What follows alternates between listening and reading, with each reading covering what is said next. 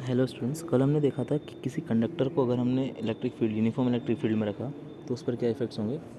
आज हम देखते हैं कि किसी डाइलेक्ट्रिक मटेरियल को यूनिफॉर्म इलेक्ट्रिक फील्ड में रखा तो उस पर क्या इफेक्ट होंगे। उससे पहले हम देखते हैं पहले कि कंडक्टर तो हमें पता था कि जिसके अंदर बहुत सारे फ्री इलेक्ट्रॉन्स हो। अब डाइलेक्ट्रिक के बारे में हमें नहीं पता, तो डाइलेक्ट्रिक पहले हम देखते हैं कि डाइलेक्ट्रिक होता क्या है।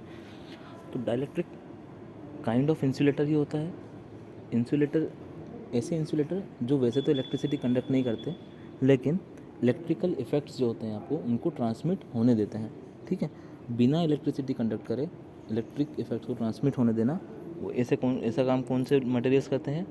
डाइलेक्ट्रिक्स। तो डेफिनेशन क्या होगी? Dielectrics are those insulating materials which transmits electrical effects without actually conducting electricity. अब डाइलेक्ट्रिक्स जनरली आपके दो टाइप के होते हैं, नॉन पोलर एंड पोलर। तो देखो किस बेसिस पे क्लासीफाई करना है। सबसे पहले आपको बेसिस क्या होगा कि जो आपके पॉजिटिव और नेगेटिव आयंस है वो अगर कोइंसाइड कर रहे हैं तो दे आर नॉन पोलर, और अगर कोइंसाइड नहीं कर रहे हैं तो वो पोलर।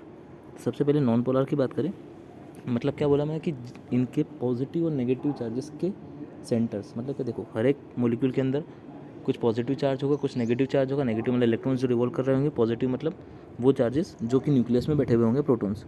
अगर उनका सेंटर कोइंसाइड कर जाता है तो they are known as the polar या non polar dielectrics. Non polar क्यों? इनके ऊपर खुद कुछ पोलरिटी है नहीं, क्योंकि देखो जब एक के ऊपर एक होगा तो प्लस को माइनस क्या कर देगा? कैंसिल कर देगा। तो प्लस माइनस कैंसिल मतलब कि नेट चार्ज कितना हो गया? जीरो। और अगर पोलरिटी चार्ज जीरो मतलब क्या? Polarity zero. पोलरिटी ज़ीरो होना मतलब क्या? Non polar dielectrics. ठीक है, तो इसका एग्जांपल क्या होगा आपका? ऑक्सीजन और कार्बन डाइऑक्साइड CO2। इनके मॉलिक्यूल्स के स्ट्रक्चर मैंने आपको बना के शो कर रखे हैं, वो इस तरह से ही अरेंज होते हैं कि इनका डाइपोल मोमेंट क्या हो जाता है? जीरो। नेक्स्ट जो पोलर डाइलेक्ट्रिक्स होते हैं इनके अंदर क्या पॉजिटिव चार्जेस और नेगेटिव चार्जेस का जो अरेंजमेंट होता है वो इस तरह से होता है कि इनके सेंटर कोइंसाइड नहीं करते। इसका मतलब क्या होगा कि ये जो मॉलिक्यूल्स होते हैं इनका शेप एसिमेट्रिकल होता है, इसी वजह से कोइंसाइड नहीं कर रहे। क्योंकि देखो अगर सिमेट्रिकल होगा तो पॉजिटिव के ऊपर नेगेटिव आ जाएगा। एसिमेट्रिक होता है मतलब क्या कि पॉजिटिव कहीं और, नेगेटिव थोड़ा सा उससे दूर। तो पॉजिटिव नेगेटिव, इसमें क्या होगा? नेगेटिव से लेकर पॉजिटिव चार्ज तक क्या एक डाइपोल मोमेंट जनरेट हो जाएगा, और इसकी वजह से इनको क्या बोला जाता है? Polar die electrics. एग्जाम्पल मैंने आपको HCl का बना के रखा है। देखो HCl में क्या होता है? H+ आयन और Cl माइनस आयन। देखो इसमें -Cl से +H तक में क्या एक डाइपोल मोमेंट जनरेट हो जाएगा।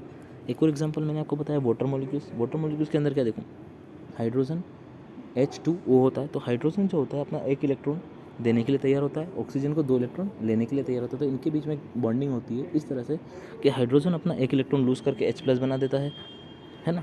सेकंड वाला हाइड्रोजन भी ये करेगा, और ऑक्सीजन 2 इलेक्ट्रॉन ले लेता है। तो इनिशियली इसको होना क्या था? O, लेकिन क्योंकि 2 इलेक्ट्रॉन एक्स्ट्रा ले, 2 नेगेटिव चार्ज ले लेते, 2 माइनस आ जाएगा, तो ऑक्सीजन को क्या आ जाता है? 2 माइनस। तो यहाँ पर भी माइनस से प्लस 2 डाइपोल मोमेंट जनरेट होंगे, जिसका कुछ ना कुछ रिजल्टेंट डाइपोल मोमेंट P होगा।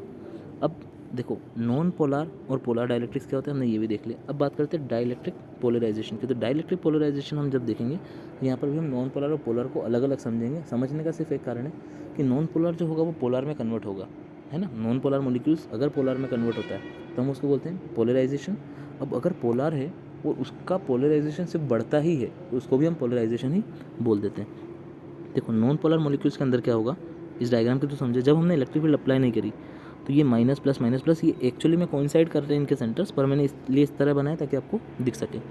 सेंटर तो कोइंसाइड कर रहे हैं जब इलेक्ट्रिक फील्ड जीरो है। सपोज अब मैंने राइट साइड में एक इलेक्ट्रिक फील्ड E अप्लाई कर दी इसकी राइट साइड में, तो होगा क्या? जब आपने राइट साइड में इलेक्ट्रिक फील्ड E अप्लाई करी तो हर एक मॉलिक्यूल्स के अंदर एक नेगेटिव चार्ज है, पॉजिटिव चार्ज है। तो क्या करेगा? इलेक्ट्रिक फील्ड कहाँ से जनरेट हुई? पॉजिटिव से नेगेटिव जा रही होगी। तो कहीं ना कहीं आपको यहाँ से दिखा कि लेफ्ट साइड पूरा क्या है? पॉजिटिव चार्जेस, राइट साइड पूरा क्या है? Negative charges. तो सारे नेगेटिव चार्जेस जो मॉलिक्यूल्स के अंदर होंगे वो कहाँ अट्रैक्ट हो जाएंगे? लेफ्ट साइड में, जहाँ पर क्या है? पॉजिटिव चार्ज इलेक्ट्रिक फील्ड की वजह से। तो नेगेटिव नेगेटिव सब एक तरफ हो गए मॉलिक्यूल्स के अंदर ही, और पॉजिटिव पॉजिटिव सारे एक तरफ हो गए। उसकी वजह से क्या हुआ? एक डाइपोल मोमेंट जनरेट हुआ माइनस से प्लस की तरफ।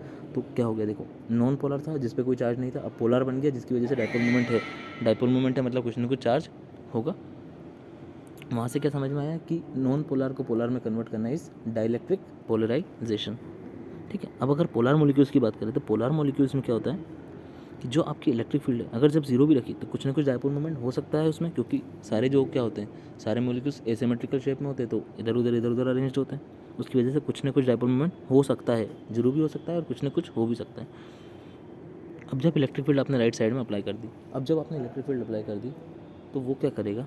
हर एक मॉलिक्यूल्स को उसी तरह से अरेंज कर देगा जैसे लास्ट केस में हमने नॉन पोलर के केस में देखा था। क्यों?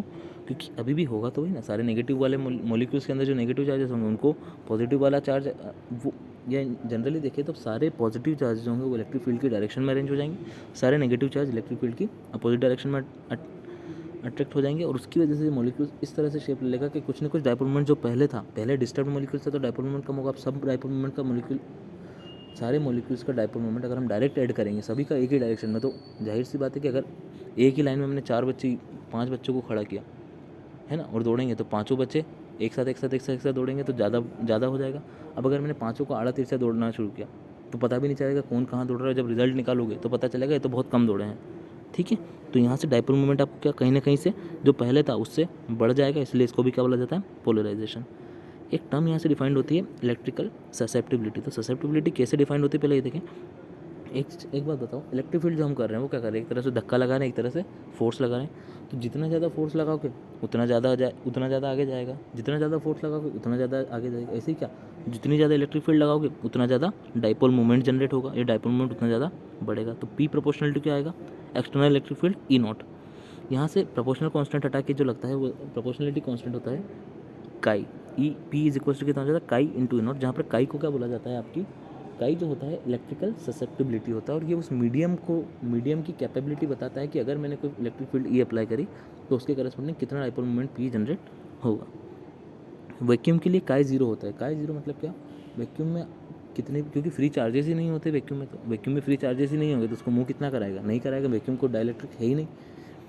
और अगर मान लो यहाँ पर हमने जो देखा, अगर डाइलेक्ट्रिक के अंदर मान लो डी इलेक्ट्रिक फील्ड जनरेट होती है और बाहर आपकी ई नॉट अप्लाई करी तो नेट इलेक्ट्रिक फील्ड कितनी हो जाएगी? E naught minus E dielectric या पोलराइजेशन की वजह से तो ई पी लिख रखा, तो नेट इलेक्ट्रिक फील्ड अंदर डाइलेक्ट्रिक के अंदर कितनी हो जाएगी? E naught minus E P.